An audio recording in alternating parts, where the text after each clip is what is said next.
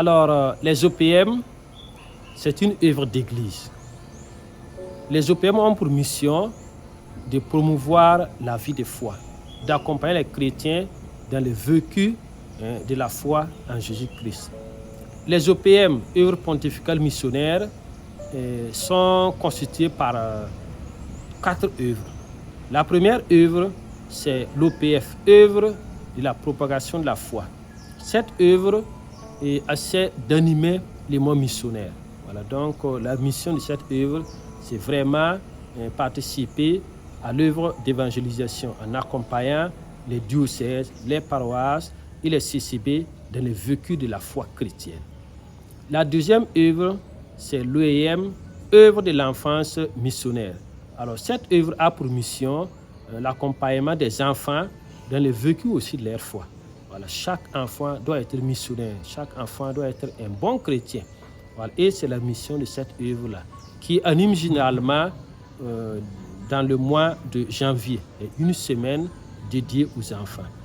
La troisième œuvre, qui est l'OSPA, œuvre de Saint-Pierre apôtre, cette œuvre a pour mission de promouvoir les vocations sacerdotales et religieuses. Donc, ça accompagne les vocandis, accompagne toutes les structures qui sont dans l'animation vocationnelle. Et généralement, cette œuvre aussi a une semaine. Ça peut être dans le mois d'avril ou dans le mois de mai.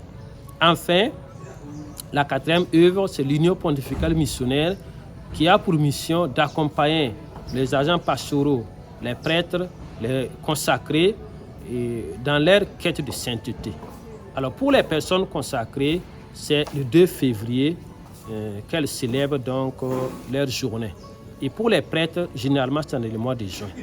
Donc ce sont ces 4 œuvres-là qui constituent donc ce qu'on appelle les œuvres pontificales missionnaires.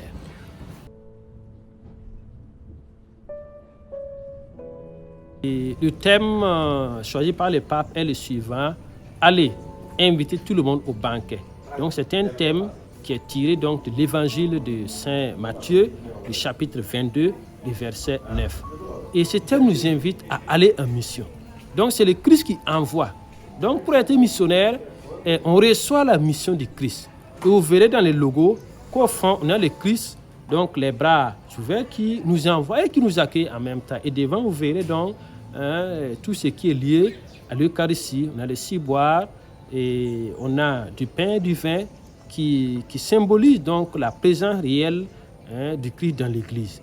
Donc le Christ nous envoie en mission. Donc allez, tout le monde est invité à aller en mission. Ensuite, aller en mission et annoncer l'Évangile. Voilà. Donc allez, inviter tout le monde au banquet. Donc ça c'est l'annonce. Nous sommes invités à travailler de sorte à ce que tout le monde puisse venir au Christ. Donc c'est une mission importante qui doit avoir des résultats. Parce que ce n'est pas seulement d'aller, mais il faut aller inviter pour que les gens viennent. Voilà, qu'ils prennent leur place et jouent leur rôle dans l'Église en vivant la foi et en enrichissant la sainteté. Voilà. Et pour ce faire, il y a la prière. Voilà. Donc la première chose à faire, c'est la prière. Ensuite, il y a les œuvres missionnaires. On peut avoir des sorties missionnaires, on peut avoir des conférences, on peut organiser beaucoup de choses dans le cadre donc, de l'animation missionnaire.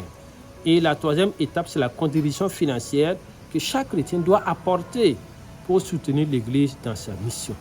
Et cette année, nous allons vivre dans 3 paroisses les journées missionnaires. Donc la paroisse de Bam est retenue pour la célébration de la journée missionnaire, la paroisse de Gourcy et puis la paroisse Notre-Dame de la Délivrance. Donc dans ces 3 paroisses, il y aurait des équipes, donc des OPM, qui seront là pour la célébration des journées missionnaires, donc le samedi 19 et dimanche 20 octobre 2024.